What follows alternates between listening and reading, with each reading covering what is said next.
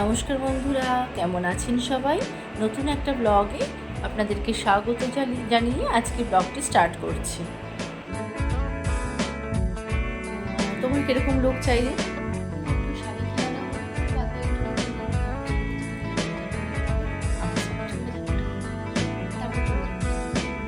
ঠিক আছে, বেশ, চলো তাহলে দেখা যাক লুকটা কেমন হয়। আজকের ব্লগটায় আমি কি দেখাবো সেটা নিশ্চয়ই তোমরা বুঝতে পেরে গেছো। হ্যাঁ, এই হলো রিয়েল ব্রাইড। এ আমাকে অনেক দিন আগে বুক করেছে, তবে আমার ভিডিওটা পোস্ট করতে একটু দেরি হয়ে গেল। এই ব্রাইডটি ছিল, এই ডেটটি ছিল হচ্ছে 6 মে। 6 মেতে একে আমি সাজিয়েছি। অনেক দূর থেকে এসেছে এবং অনেক দিন আগে আমাকে বুক করেছে। আর এর মেকআপটা যখন আমি করেছি তখন এতটাই গরম ছিল, আমি খুব টেনশনে ছিলাম যে মেয়েটির মেকআপটার মুখটা, মানে ব্রাইড যে আমার যে ব্রাইড আছে তার ফেসে প্রচণ্ডই সোয়েট হয়, মানে প্রচণ্ড ঘাম হয়। তার মেকআপটা লং লাস্টিং করাটা আমার কাছে খুব প্রচণ্ড পরিমাণে একটা চ্যালেঞ্জ ছিল, কারণ এই দিনটায় প্রচণ্ড পরিমাণে গরম ছিল। আমার ব্রাইডের ডিমান্ড ছিল লাইট মেকআপ, কিন্তু আই মেকআপটা একটু ব্রাইট হবে। এবার আই মেকআপটা ব্রাইট করতে গেলে তখন ফেসে কিন্তু খুব যে লাইট মেকআপ দিলে মানাবে তা কিন্তু নয়, কারণ ফেসের সাথে মানানসই করেই কিন্তু আই মেকআপটা করতে হয়। যেহেতু আই মেকআপটা একটু লাউড হবে, তাই জন্য ফেস মেকআপটাও একটু লাউড আমাকে করতে হলো। কিন্তু এই আমার যে ব্রাইড ছিল তার মুখ থেকে এত বেশি সোয়েট হচ্ছিল যে আমাকে মাঝে মাঝে মেকআপের মাঝে মাঝে আমাকে ফ্যান ইউজ করে সেই ঘামটাকে আমাকে শুকিয়ে নিতে হচ্ছিল। তাই জন্য কী হলো, তাই জন্য আমার মেকআপটা করতেও একটু টাইম লেগেছে। আর আমি লিকুইড মেকআপ ফাউন্ডেশন এখানে ইউজ করিনি, এখানে ইউজ করেছি মেকআপ স্টুডিওর কেকি ফাউন্ডেশন, যেটা কারণ হচ্ছে এর যেহেতু এত সোয়েট হয়, সোয়েটটাকে খুব ভালোভাবে কি বলবো প্রতিরোধ করতে পারে এই মেকআপ স্টুডিওর এই ফাউন্ডেশনটা। কিন্তু যেটা ভেতর থেকে হয়, যেটা ইনার প্রবলেম, আমাদের এই যে সোয়েটটা হয় সেটা হচ্ছে ইনার প্রবলেম, সেটা কোনো কিছুর দ্বারাই মানে বন্ধ করাটা কিন্তু সম্ভব নয়। তোমরাও যখন কোনো ব্রাইডকে সাজাবে তখন কিন্তু তোমরাও এটা খেয়াল রাখবে, তাকে তোমরা মিথ্যে প্রতিশ্রুতি একেবারেই দেবে না যে তোমরা ওয়াটারপ্রুফ মেকআপ করছো বা একদম মানে সোয়েট প্রুফ মেকআপ যেটাকে বলে সেরকম করছো, কিন্তু তার জন্য তার ফেসে সোয়েট হবে না, এটা কিন্তু কখনোই হতে পারে না। এরকম তোমরা কেউই কখনোই কোনো ক্লায়েন্টকে বলবে না। যদি তোমরা বলে থাকো তাহলে কিন্তু সেটা মিথ্যে প্রতিশ্রুতি দেওয়া হবে, কারণ সোয়েটটা হচ্ছে ইনার প্রবলেম। সেই এনার্জি যেখান থেকে ঘামটা আমাদের বেরোচ্ছে সেটা আমরা কি করে রোধ করতে পারি? ওপর থেকে এবং কোনো কিছু দিয়েই আমরা কিন্তু সেই ইনার প্রবলেমটাকে রোধ করতে পারি না। হ্যাঁ, আমরা যেটা করতে পারি সেটা হয়তো যেটা এমনি হয়তো 2 ঘন্টা 4 ঘন্টার মধ্যেই হয়তো সোয়েট হয়ে যেত, কিন্তু সেটাকে যদি আরও অনেক মানে যদি আমরা সোয়েট প্রুফ মেকআপ করি তখন আমার দেখা যাবে ওয়াটার প্রুফ মেকআপ বা সোয়েট প্রুফ মেকআপ করলে তখন কি হবে, তখন সেটা হয়তো যেই ঘামটা আমাদের বেরোতে হচ্ছে 2 ঘন্টা 4 ঘন্টা, সেটা হয়তো 6 ঘন্টা 8 ঘন্টা পরে অল্প অল্প করে বেরোবে, এবং সেই সোয়েটটা হলেও কিন্তু আমাদের মেকআপের ওপরে কোনো এফেক্ট ফেলবে না। আমরা কিন্তু সোয়েট প্রুফ বলতে এটাই বুঝি। আর তাই জন্য কিন্তু যখন আমরা মেকআপটা করি, সেই মেকআপ করার পরে আমরা ওয়াটার স্প্রে করি আমরা দুটো কারণে। একটা কারণ হলো, আগেকার দিনে যখন মেকআপ ফিক্সার ছিল না তখন কিন্তু মেকআপটাকে লং লাস্টিং করার জন্য ওয়াটার স্প্রেই করা হতো। ওয়াটার স্প্রে করে কিন্তু মেকআপটা লং লাস্টিং করা হতো এবং সেটা থেকেও যেত অনেকক্ষণ।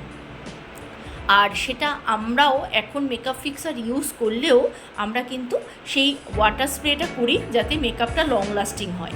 আর তার সাথে আরেকটা জিনিস কি হলো, যে আমরা যখন ওয়াটার স্প্রে করলাম তারপরে যখন ওয়াটারটাকে যখন একটু রিমুভ করে দেওয়া হয়, তার থেকে বোঝা যায় যে যদি আমাদের স্কিনের মধ্যে সোয়েটও হয়, সোয়েট হলে কিন্তু আমাদের মেকআপটা মুছে যাবে না, সেই রকমভাবেই কিন্তু মেকআপটা করা হয়।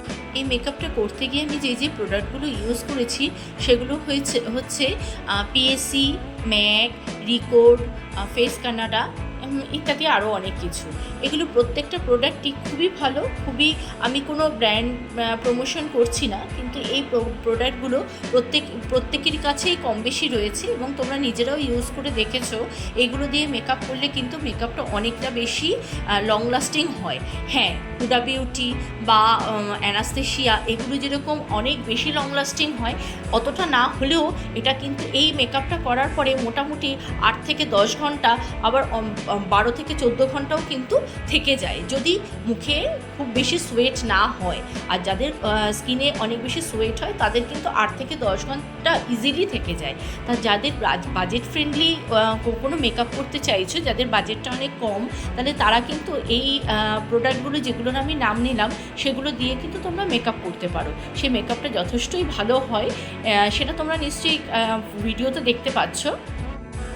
এখানে একটু ওয়াটার স্প্রে করে নিয়েছিলাম মেকআপটাকে ফিক্স করার জন্য, কিন্তু সেই ওয়াটার স্প্রে যে করছি সেটার ভিডিওটা একটু স্কিপ হয়ে গেছে।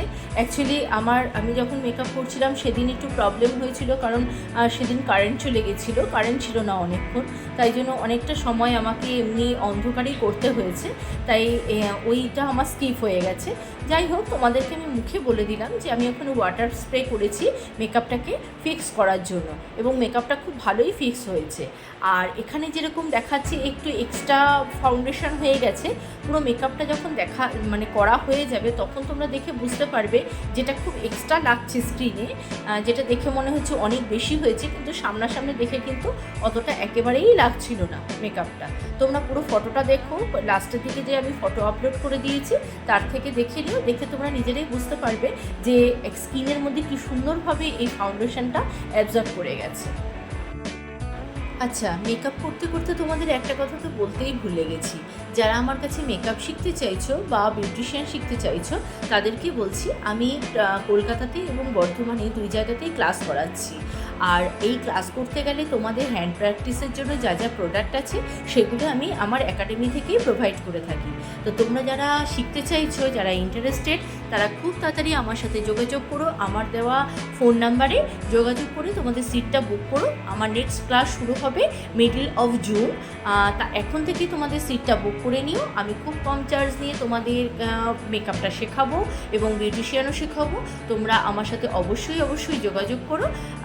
এবং আমার এই ভিডিওটা তোমাদের যদি ভালো লেগে থাকে তাহলে লাইক, কমেন্ট, শেয়ার করো, তাহলে আমি বুঝতে পারবো যে তোমরা আমার ভিডিওটা দেখছো এবং কে কোথা থেকে দেখছো, বা তোমাদের যদি কোনো কিছু কোয়ারি থাকে তাহলে আমাকে ইনবক্সে মেসেজ করো। আমি অবশ্যই চেষ্টা করব তোমাদের প্রত্যেকের মেসেজের আনসার দেওয়া। যদি কোনো সময় প্রবলেম হয়ে থাকে, যদি না দিয়ে থাকি, তাহলে আমি যেই নাম্বারটা পিন করে দেবো সেই নাম্বারে আমার হোয়াটসঅ্যাপ আছে, তাহলে হোয়াটসঅ্যাপে একটু পিন করো, তাহলে সেটা আমি দেখবো এবং দেখে তোমাদেরকে আনসারও দিয়ে দেবো।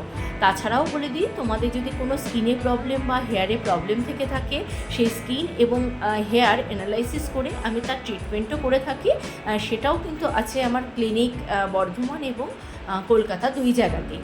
তা সেটার জন্য আমাকে সিটটা আমাকে বুক করতে হবে। সেটার জন্য আমি যে আমার যেই নাম্বারে তোমরা আমাকে বুক করতে পারবে সেই নাম্বারটাও আমি তোমাদেরকে দিয়ে দিচ্ছি।